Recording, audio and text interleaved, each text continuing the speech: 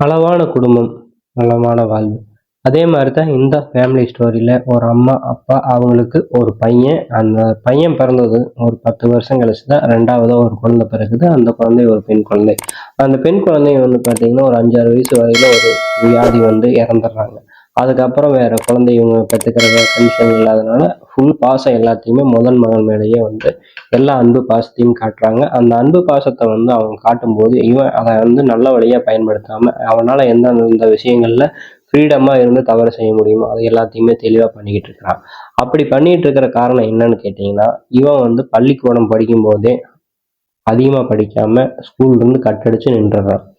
அதாவது வந்து ஸ்கூல்ல ஒரு வருஷத்துக்கு போக வேண்டிய நாட்கள்ல ஒரு 10 நாள், 20 நாள் மட்டும்தான் ஸ்கூலுக்கே போவான். மத்தபடி ஸ்கூல் பக்கமே போமாட்டான். ஸ்கூல் போறேன்னு சொல்லிட்டு வெளிய சுத்துறது, மத்தபடி எல்லா இல்லீகல் ஆக்டிவிட்டீஸ் என்னென்ன இருக்கோ அதை எல்லாத்தையுமே தெளிவா பண்ண ஆரம்பிச்சான். அது மட்டும் இல்லாம அந்த ஏரியால இருக்கிற லோக்கல்ல என்னென்ன கெடுதல் பண்ண முடியுமோ பையன் கூட சேர்ந்து அந்த விஷயங்கள் எல்லாத்தையுமே அவன் பண்ண ஆரம்பிக்கிறான். அப்படி பண்ணிட்டு இருக்கும்போது இவனுக்கு வந்து பார்த்தீங்கன்னா, இவங்க அப்பா வந்து நல்லபடியா சொல்லி வளர்த்துறாரு. ஆனா இவங்க வேற வழி இல்லாம மிரட்டினாலும், ஏன்னா ஒரே பையன், இனி வந்து அவனை வந்து நம்ம கட்டுப்படுத்த முடியாதுன்னு சொல்லி ஸ்டேஜுக்கு அவங்களும் வர ஆரம்பிச்சிட்டாங்க. அப்படி வந்ததுக்கப்புறம் பையனை எப்படி இருந்தாலும் மாத்தலாம்னு நினைக்கிறாங்க. ஆனா இவன் வந்து மாறுற மாதிரி கண்டிஷன்ல இல்ல. சரி, ஓகே, இவனுக்கு வந்து என்ன பண்ணலாம் அப்படின்னு சொல்லிட்டு லோக்கல்ல ஒரு டிராவல்ஸ் அந்த மாதிரி வந்து வச்சு கொடுக்க ஆரம்பிக்கிறாங்க. சரி, இவன் டிராவல்ஸ் வச்சு கொடுத்து பொறுப்பா இருப்பான் அப்படின்னு சொல்லிட்டு தான் அவங்க அப்பா அம்மா வந்து பண்றாங்க.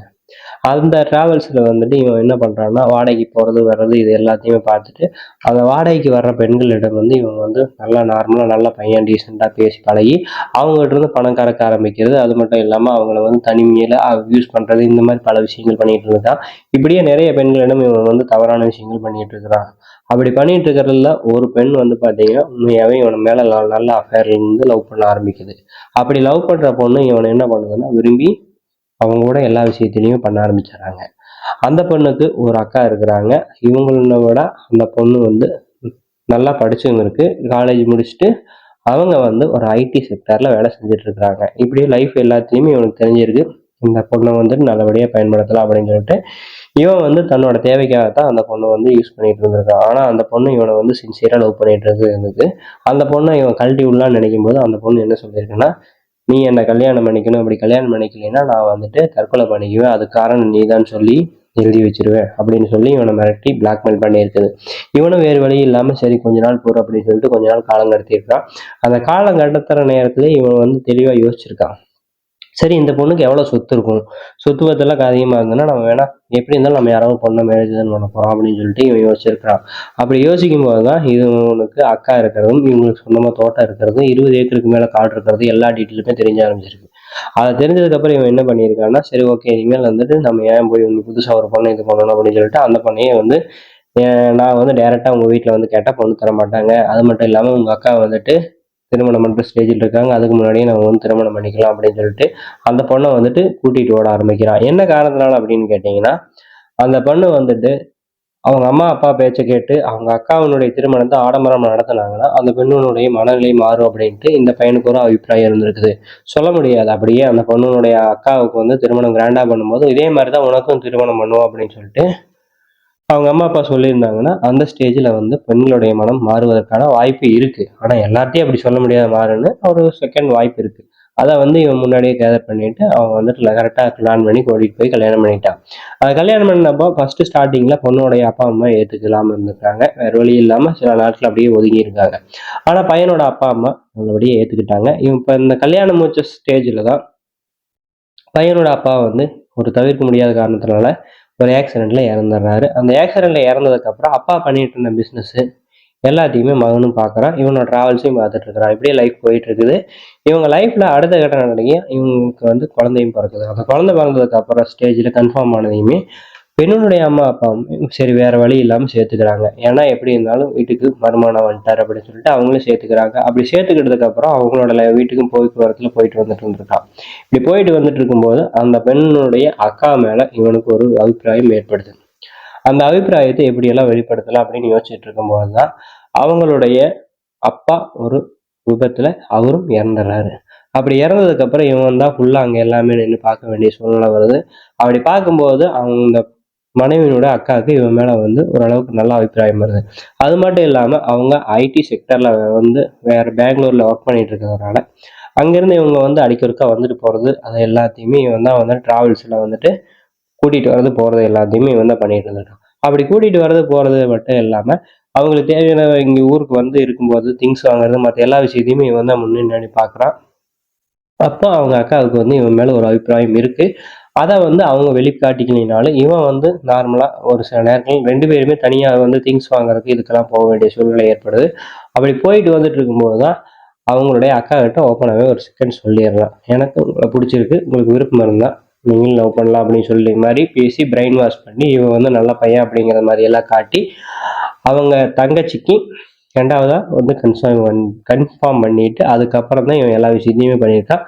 மனைவி 2வது கன்ஃபார்ம் ஆனதுக்கு அப்புறம் அவங்க அக்கா மேல போட்ட அடியில அவங்க அக்காவும் விழுந்து விடுறாங்க. அந்த பெண்ணுமே தன்னோட தங்கச்சியோட ஹஸ்பண்ட் தான் தெரிஞ்சிருந்தும் வேறு வழி இல்லாம அவங்களுக்கு ஒரு ஈர்ப்பு ஏற்படுது. ஏன்னா இவன் கார்ல போயிட்டு வரும்போது எல்லாமே கீர் போற சாக்குல அந்த பொண்ணு மேல உரசுறது எல்லாத்தையுமே டபுள் மீனிங்ல பேசுறது இந்த மாதிரி எல்லாம் உணர்வுல அதிகமா தூண்டுற மாதிரி பேசி பேசி அந்த பெண்ணை வந்து கரெக்ட் பண்ணிடுறான்.